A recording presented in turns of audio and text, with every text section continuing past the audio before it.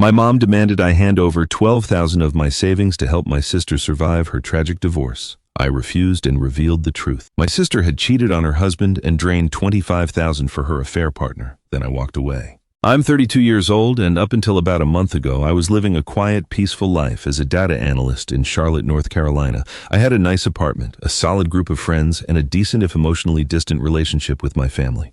Now I am in total familial exile. My mother, Helen, ignores my calls. My father, Arthur, sends me single-word texts like disgraceful with zero punctuation. And my older sister, Chloe, the 34-year-old architect of this entire nightmare, has blocked me on every conceivable platform, including Spotify, which I didn't even know had a block feature. But if I just dropped the punchline of how I blew up my family at a Sunday brisket dinner, you'd probably think I was a bitter, vindictive villain. To understand why I lit the match and burned the whole facade to the ground, you have to understand the dynamic of my family. I grew up in a standard middle-class suburban bubble. My dad worked in corporate insurance and my mom was a part-time real estate agent. From the outside, we were the picture-perfect nuclear family. But inside our four walls, there was a clear, unspoken hierarchy. Chloe was the sun, and the rest of us were just planets orbiting her, desperate for her warmth. It wasn't a cruel Cinderella-style abuse situation.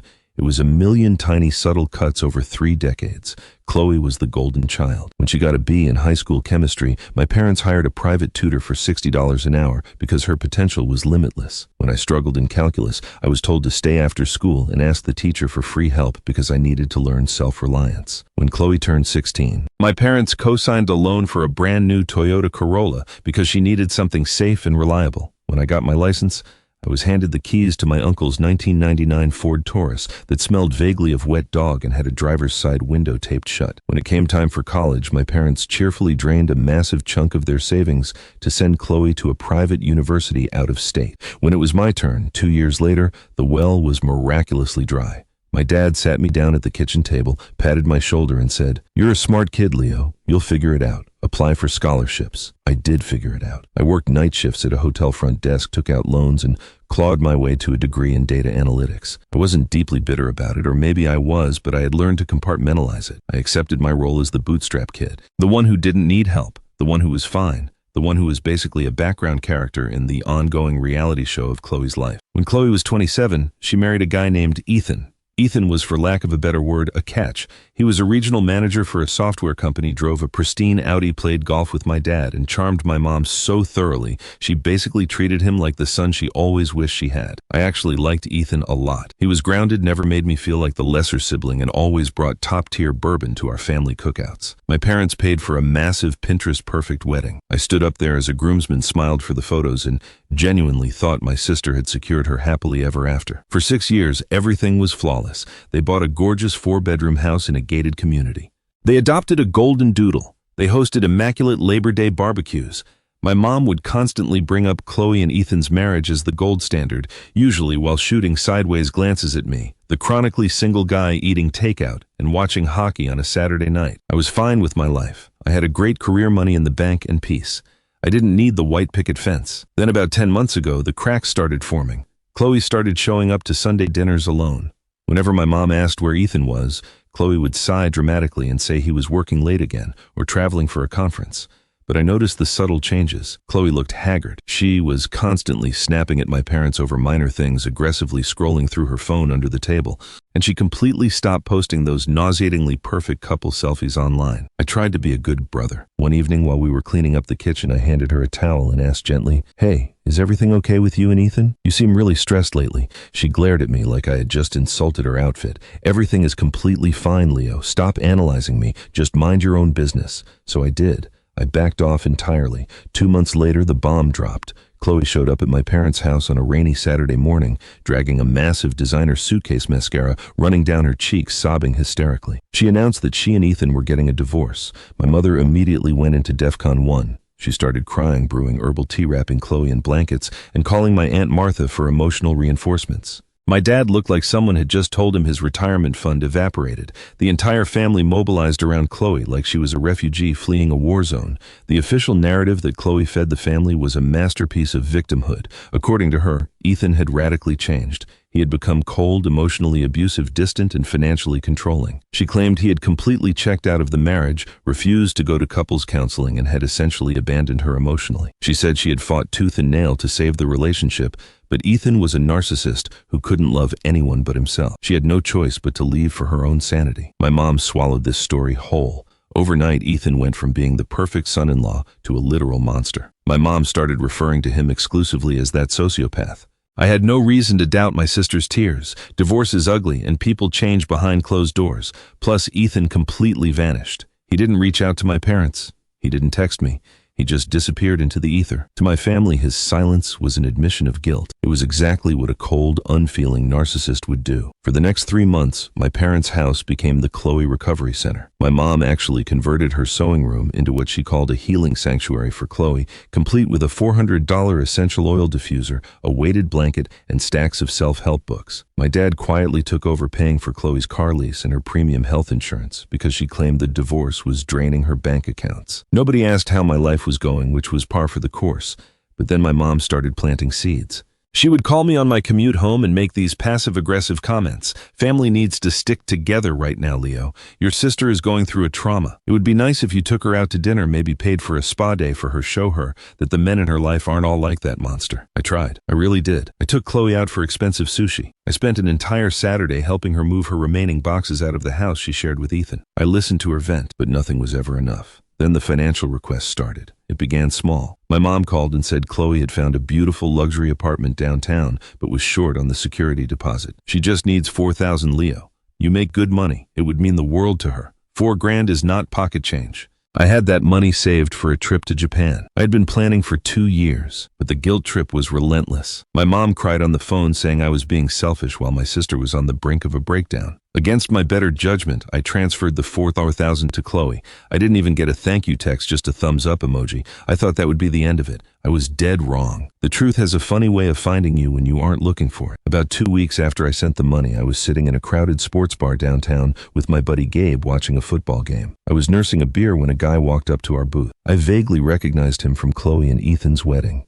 Leo Wright. Chloe's brother, he asked. I nodded. He introduced himself as Nolan, one of Ethan's closest friends and former co-workers. I immediately tensed up, expecting him to give me some awkward condolences about the divorce. Instead, Nolan slid into the booth across from me, looked me dead in the eye, and blew my entire reality to pieces. Look, man, I don't know what your sister is telling your family, but I feel like you need to know the truth. Ethan is losing his mind trying to take the high road, and it's destroying him, Nolan said. I frowned. What do you mean Ethan checked out? He refused counseling. Nolan let out a harsh, bitter laugh. Checked out Leo. Ethan didn't check out. He found out Chloe had been sleeping with a guy named Julian for over 7 months.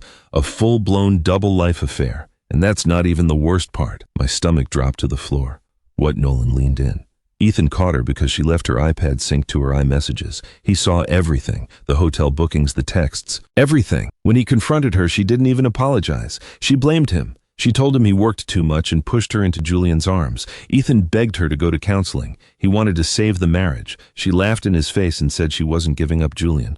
I sat there completely paralyzed, the noise of the sports bar fading into white noise. And here is the kicker. Nolan continued, his voice dropping to a furious whisper. Ethan didn't just find out about the cheating. He found out that Chloe had secretly drained $25,000 from their joint savings account to give to Julian. The guy is a total deadbeat who claimed he was starting a crypto business.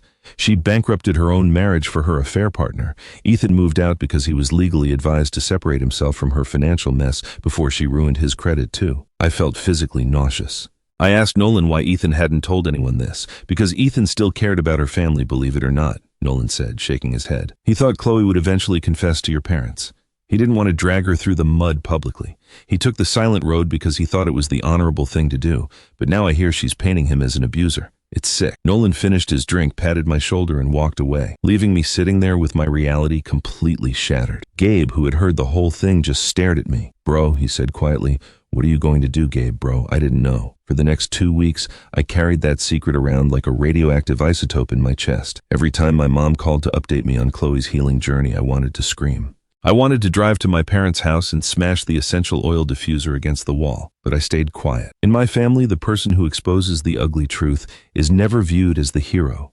They are viewed as the traitor who ruined the peace. I told myself to just keep my head down and stay out of it. Then came the demand that pushed me over the edge. It was a Wednesday night. My mom called me, her voice dripping with that artificial sweetness she uses right before she asks for a massive favor. She gave me a long, dramatic monologue about how Chloe's legal fees were piling up, how Ethan's lawyers were bullying her, and how Chloe was drowning in debt. Leo, your father and I have done all we can. We dipped into our retirement. My mom sighed heavily. We need you to step up. Chloe needs $12,000 to cover her retainer and get her life back on track. We think you should give it to her. Give, not lend. Give. I gripped the phone so hard my knuckles turned white. $12,000. Mom, are you out of your mind? I don't have 12 grand to just hand over to her. And even if I did, I wouldn't. My mom's tone instantly flipped from sweet to venomous. Oh, please, Leo, you're a single guy with a fancy tech job. You don't have kids. You don't have a mortgage. You just hoard your money. You don't have a mortgage. Your sister is in the fight of her life against a monster, and you are being greedy and selfish. I just don't understand why you can't show up for her the way she'd show up for you. That sentence echoed in my brain, the way she'd show up for me. When I was hospitalized with appendicitis 3 years ago, Chloe didn't even visit me because she had tickets to a wine tasting festival. I told my mom I wasn't giving her a dime and hung up. That triggered a family-wide pressure campaign. Over the next 5 days, my phone blew up. My dad called and gave me a halting rehearsed speech about how family sacrifices for family. My Aunt Martha left me a 5-minute voicemail calling me a callous, ungrateful brother. Even my cousin Maya, who lives in Ohio and barely speaks to me, texted, "Heard you're leaving Chloe out to dry. Not cool, Leo. Do better." It was a coordinated emotional shakedown, and it was all based on a massive, disgusting lie. Chloe wasn't paying legal fees. She was probably trying to replenish the money she stole, or worse, she was trying to get $12,000 to give to her deadbeat boyfriend, Julian. The breaking point arrived at the Sunday brisket dinner. My mom only makes her famous slow-cooked brisket when she wants to enforce family unity. It's an emotional weapon served with roasted potatoes. The guest list included my parents, Chloe, Aunt Martha, Uncle Bob, and me. I walked into that house fully intending to eat my food, keep my mouth shut, and leave. For the first hour, it was unbearable. Chloe sat there looking like a tragic Victorian widow, sighing deeply while pushing her potatoes around her plate. Aunt Martha kept patting her hand, murmuring about how strong she was. My mom was holding court, talking about how Ethan was probably going to end up in jail someday, because men like that always expose themselves. I was grinding my teeth so hard my jaw ached, but I kept my head down. Then my mom served dessert, poured coffee, and turned her sights on me. She put on her soft, disappointed face. "Leo, I really hope you've spent the last few days reflecting on our conversation. We are at a crisis point. Chloe needs that $12,000 by Tuesday. I really feel it's time for you to stop being stubborn and step up for your blood." The entire table went dead silent. All eyes turned to me. Aunt Martha nodded approvingly. My dad stared at his coffee mug. Chloe just looked down, letting my mom do her dirty work. I put my napkin on the table. "Mom, I already gave her $4,000. I'm not giving her 12 grand. I'm done." My mom's eyes flashed with fury. "I don't understand you, Leo. I really don't. You sit there hoarding your little savings account while your sister's life has been destroyed by a selfish, abusive man. She is the victim here. How can you be so heartless?" The pressure inside my chest. 32 years of being second best, of being the ATM, of swallowing my own needs, finally exploded. I looked right at my mother, my voice dangerously calm. "Mom, maybe she shouldn't have cheated on Ethan." Then, the silence that followed was absolute. It was a heavy, suffocating vacuum. You could hear the hum of the refrigerator. My mom's face went chalk white. Uncle Bob dropped his spoon. It clattered loudly against his saucer. Chloe's head snapped up, her eyes wide with sheer, unadulterated panic. What did you just say?" she stammered, her voice trembling. I didn't yell. I didn't break eye contact. "I know about Julian, Chloe. I know you were sleeping with him for 7 months. I know Ethan found your messages on your iPad. I know he begged you to go to counseling and you refused. And I know you drained $25,000 out of your joint account to fund Julian's fake crypto garbage." Aunt Martha gasped loudly, putting a hand over her pearls. My dad looked up, his jaw literally hanging open. Chloe immediately burst into manic tears. "He's lying. Mom, he's lying. Ethan put him up to this. Ethan is trying to poison my own brother against me." My mom stood up so fast her chair scraped violently against the hardwood. She pointed a trembling finger at my face and screamed. I have never heard my mother scream like this. "How dare you? How dare you come into my house and spread disgusting, vile lies about your sister to humiliate her? You are jealous of her. You have always been jealous of her. You owe her a massive apology right now, or you can get the hell out of my house." I looked at my mother. She didn't even care if it was true. She just cared that I had shattered the illusion. "They aren't lies, Mom," I said, standing up. "And I'm not writing a $12,000 check to fund her deadbeat boyfriend. Have a nice life. I grabbed my coat and walked out the front door. I sat in my car in the driveway for 10 minutes, my hands shaking uncontrollably. Adrenaline surging through my veins. But beneath the panic, I felt something else. I felt incredibly, undeniably free. Update 1. The fallout was apocalyptic. By the time I woke up the next morning, I was a ghost. Chloe blocked me on everything. My mom sent me a massive paragraph telling me I was dead to her until I got on my knees and begged Chloe for forgiveness. My dad sent his classic one-word text, disgraceful. Aunt Martha took to Facebook making vague passive-aggressive posts about toxic family members who kick you when you're down. I was completely iced out. For the first few days, it hurt. It felt like I had pulled the pin on a grenade and swallowed it. But then I reached out to the one person who actually understood what I was going through, Ethan. I got his new number from Nolan and called him. We ended up meeting for coffee at a diner on the outskirts of town. Seeing Ethan was jarring. He looked exhausted, but there was a quiet dignity to him. I apologized for how my family was treating him. Ethan gave me a sad smile. You don't owe me an apology, Leo. You're the only one in that madhouse who actually lives in reality. Over 2 hours, Ethan filled in the blanks. It was worse than I thought. Julian wasn't just a guy Chloe met at a bar. He was a known grifter who preyed on vulnerable, wealthy women. The $25,000 Chloe stole from their account was gone. Ethan had filed for divorce not out of malice but out of sheer financial self-preservation.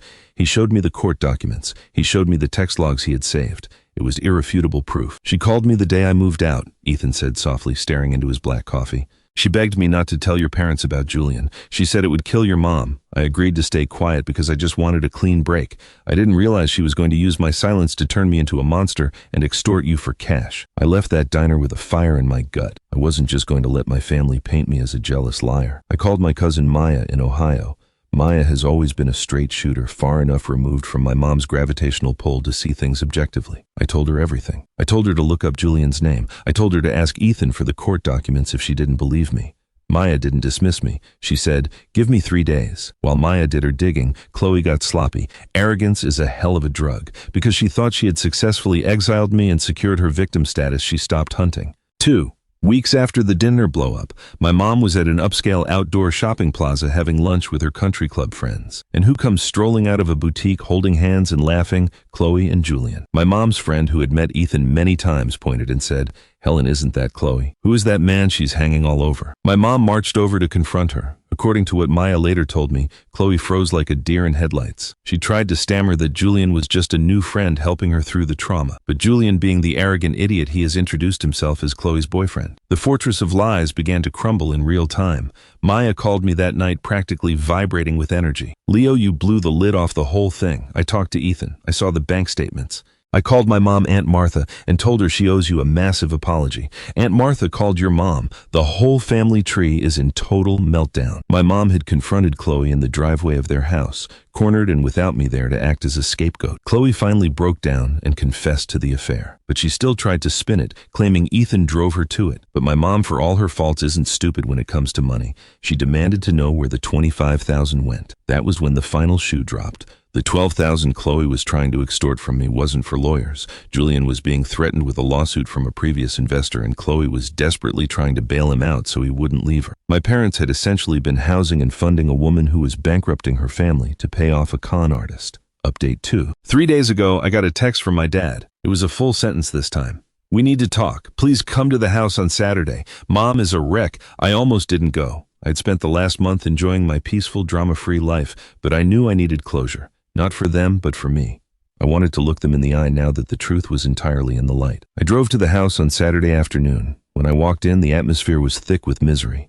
My mom was sitting on the couch looking like she had aged 10 years. My dad was standing by the fireplace rubbing his temples. Chloe was sitting in a corner armchair looking completely defeated, her designer clothes replaced by oversized sweatpants. I didn't sit down. I stood in the center of the living room waiting. My mom spoke first, her voice a fragile whisper. "Leo, we know everything about Julian, about the money." Maya showed us the documents Ethan sent her. She started crying softly. "I'm so sorry for what I said to you at that dinner. I was just trying to protect my daughter." I didn't want to believe it. I looked at my mom feeling absolutely nothing. "You didn't just protect her, Mom. You attacked me. You called me a hoarder. You called me jealous. You were perfectly willing to let me drain my life savings to fund her lies. And when I told you the truth, you threw me out like garbage." My dad stepped forward, his eyes red. We were blind, Leo. We made a terrible mistake. Chloe has confessed to everything. She gave Julian the 4,000 you sent her, and she was going to give him the 12 grand. I turned my gaze to Chloe. She couldn't even look at me. She just stared at her socks, tears dripping onto her lap. Why, Chloe, I asked, my voice echoing in the quiet room. I helped you move. I bought you dinners. I gave you 4 grand of my hard-earned money, and you sat there at that table and watched Mom scream at me knowing I was telling the truth. Why, Chloe choked out a sob. Because I was trapped. Julian said he was going to go to jail if I didn't get the money. I was in too deep, Leo. I was so ashamed of what I did to Ethan, and Julian was the only thing I had left. If I lost him too, it meant I blew up my life for nothing. I'm sorry. I'm so sorry. You aren't sorry you did it, I said coldly. You're just sorry you got caught at the mall. I turned back to my parents. This isn't just about Julian. This is about the last 30 years. You created this monster. You bailed her out of every mistake she ever made. You paid for her college. You bought her cars. You built a literal healing sanctuary in your house for a woman who was actively stealing from her husband. And me, I was just the backup plan. The ATM. The kid who was supposed to shut up and hand over his money whenever the golden child needed a bailout. My dad actually flinched. My mom buried her face in her hands, sobbing loudly. That's not true, Leo. We love you equally. We just thought she needed more help. She didn't need help, Mom. She needed accountability, and you never gave it to her. I took a deep breath. The crushing weight I had carried in my chest for my entire life suddenly evaporated. I looked at the 3 of them, the family that had taken me for granted for 3 decades. I forgive you for being blind, I said quietly. But I don't trust you, any of you. Chloe, you owe me 4,000. I expect a payment plan by Monday. Until that money is back in my account, do not contact me. Mom, Dad, I need space, a lot of it. I will reach out when I'm ready, if I'm ever ready. I turned around and walked out the front door. Nobody stopped me. Nobody screamed. It's been a week since that summit. True to my word, I haven't spoken to them. But yesterday, I got a Venmo notification. It was from my dad's account. A transfer for 4,000 with a note that said Chloe is getting a job to pay me back. You shouldn't have to wait. I'm so proud of the man you became without my help. I'm sorry. I transferred the money to my savings account. I'm booking that trip to Japan next week. Gabe and I are going out for beers tonight to celebrate my newfound freedom. Ethan texted me yesterday saying his divorce was finalized and he's moving to Colorado for a fresh start. He seems happy. I finally feel like I'm the main character in my own life. I'm no longer the leftover kid, and I'm definitely not an ATM. Sometimes the only way to fix a toxic family dynamic is to light a match, drop it, and walk away from the explosion.